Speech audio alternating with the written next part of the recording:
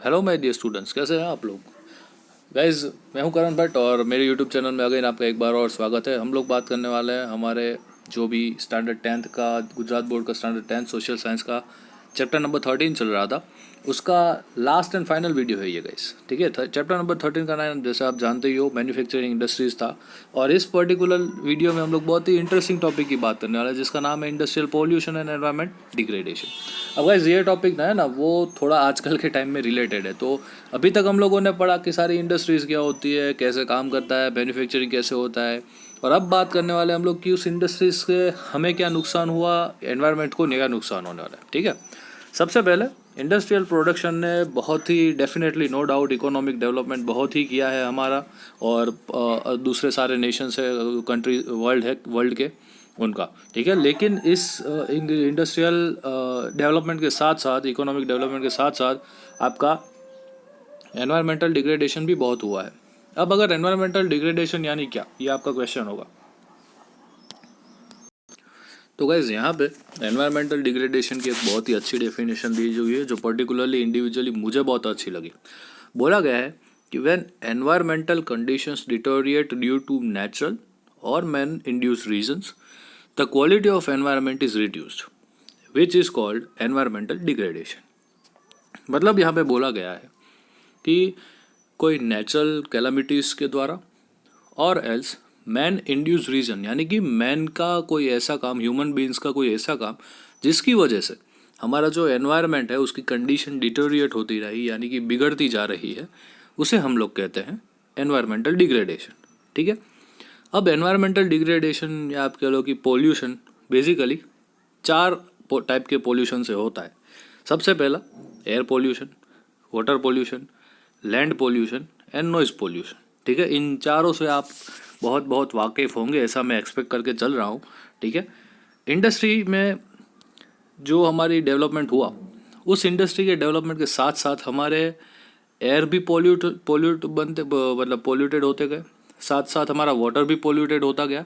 और आज आज के टाइम में कि कंपटीशन के चक्कर में लोग अपना जो भी नेचुरल रिसोर्सेज है, चाहे वो पानी ले लो, हवा ले लो, मतलब आए धड़ बिगाड़ते ही जा रहे हैं। मतलब ज़्यादा पैसे कमाने की लालच में ये लोग, हम लोग, मतलब हम ही लोग, ये जो नेचर है पूरा हमारा, जो कि भगवान ने हमें ब्लेस किया हुआ है, वो बिगाड़ रहे हैं। ठीक है, अब ये कैसे, तो कि एग्जांपल ले लेते हैं एयर।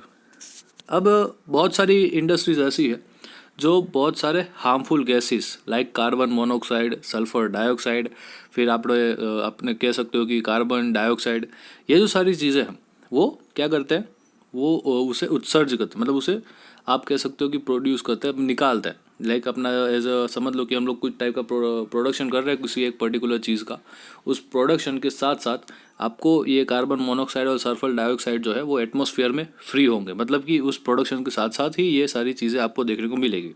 तो ये जो सारे गैसेस है, ये आपको, इवन हमें तो इफेक्ट करता ही है, हमारी हेल्थ को तो इफेक्ट करता ही है, एटमॉस्फेयर को भी इफेक्ट करता है। और उसी के कारण जो भी सारे पशु पक्षियाँ हैं, जो कि वाइल्ड लाइफ है, उसको भी इफेक्ट करता है। साथ साथ जो हमारा ओजोन लेयर है उसे भी इफेक्ट करता है। ठीक है, अब बात आती है वाटर पोल्यूशन की। अगर वाटर पोल्यूशन की बात की जाए तो बहुत सारे इंडस्ट्रीज ऐसी है जो अपना जो भी कचरा होता है, जो वेस्ट मटेरियल होता है, वो आजू बाजू की कोई नदी या तो कोई छोटा सा झरना यानी कि स्ट्रीम होगा, वहाँ पे छोड़ेंगे और उसके कारण जो पूरी नदी है वो पोल्यूट हो जाएगी। आप इसका सबसे बेस्ट एग्जांपल ले सकते हो यमुना जी, जो कि आपको मथुरा के आजू बाजू जो भी सारी इंडस्ट्रीज देखने को मिलेगी, वो सारी की सारी इंडस्ट्री अपना वेस्ट वाटर इस यमुना जी, जो कि बहुत ही पवित्र नदी थी, उसमें डालते हैं। और इसकी वजह से इस यमुना जी की हालत बहुत ही बिगड़ गई है। आप देख सकते हो, कभी कभी आप गूगल पे सर्च करना कि पॉल्यूशन इन यमुना, आपको देखने को मिलेगा।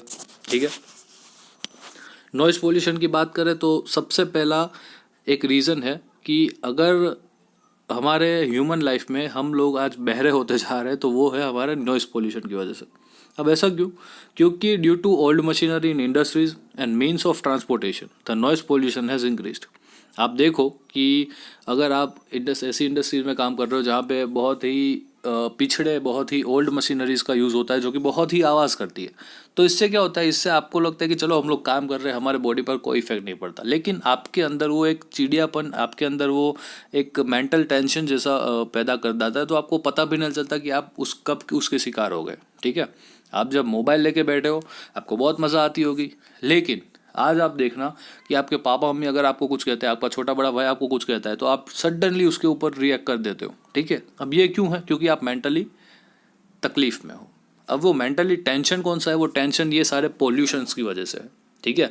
नॉइज़ पॉल्यूशन, आप देखो अगर आप कहीं ट्यूशन से घर आ रहे हो तो आपको बीच में इतना ट्रैफिक मिलेगा कि आप परेशान हो जाओगे कि यार कब घर पहुंचूंगा मैं, और घर पहुंचते ही बस आराम की अनुभूति होगी आपको, ठीक है। ये जो आराम है, ठीक है, ये अगर ये सारी चीज़ें होती, मतलब नहीं होती, ये like pollution, air pollution, water pollution, noise pollution, ये अगर नहीं होता तो आपको बहुत ही आराम आपको रोड पे भी देखने को मिलता, ठीक है। हम लोगों ने ट्रैफिक सिग्नल्स पे हॉर्न मार मार के पूरा नॉइज़ पोल्यूशन क्रिएट कर दिया। वो नहीं होता, क्यों? क्योंकि अगर हम लोगों ने थोड़ा डिसिप्लिन मेंटेन नहीं किया होता, ठीक है। हम लोग अगर डिसिप्लिन मेंटेन करते तो ये सारी चीज़ें हम रोक सकते थे, लेकिन हम लोगों ने नहीं किया वो। तो ये एक टाइप का एनवायरमेंटल डिग्रेडेशन है, ठीक है। अब बात करिए कि इस इन्वायरमेंटल डिग्रेडेशन को कैसे एड्रेस किया जाए, कैसे उसे हम उससे कम कर सकते हैं। तो सबसे पहला कि कंट्री है कोई भी जिसमें ये सारी चीज़ें आपको देखने को मिलती है, उस कंट्री को जो प्रोग्रेस हुआ है वो प्रोग्रेस करना पड़ेगा इस एनवायरमेंटल डिग्रेडेशन को कर्ब करने के लिए, उसे रोकने के लिए। और ये प्रोग्रेस ऐसा होना चाहिए कि जिसके कारण आपका जो फ्यूचर का जो पूरा एनवायरमेंटल डिग्रेडेशन है वो ना हो, और अभी जितना हुआ है वो मिनिमम मतलब मैक्सिमम तौर पे हम उसे रोक सके, उसे कर्ब कर सके, ऐसा हमें ट्राई करनी चाहिए। The amount of pollution can be reduce with proper planning for industrial development. अभी आप इंडस्ट्रियल डेवलपमेंट तो रोक नहीं सकते, ठीक है, क्योंकि अगर इंडस्ट्रियल डेवलपमेंट रोका दिया तो आपका इकोनॉमिक डेवलपमेंट रुक जाएगा, इकोनॉमिक डेवलपमेंट रुक गया तो सब कुछ रुक जाएगा।